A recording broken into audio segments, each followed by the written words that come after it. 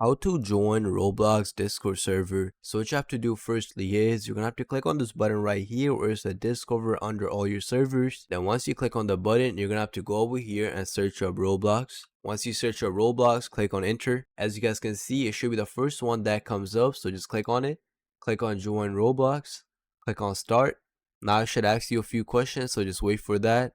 This server is an unofficial community ran server. Click on I understand. Click on next. Now from here, what do you play Roblox on? So I play on a computer and a phone. So I'm gonna just click on next. Are you a creator on Roblox? Just skip that if you're not. You must verify your Roblox account to have full access to the server. So just click on, oh, got it. I will go to hashtag verification, click on next.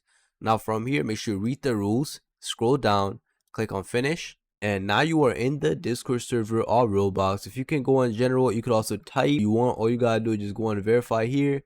Just start verifying your account and you should be able to type in the server.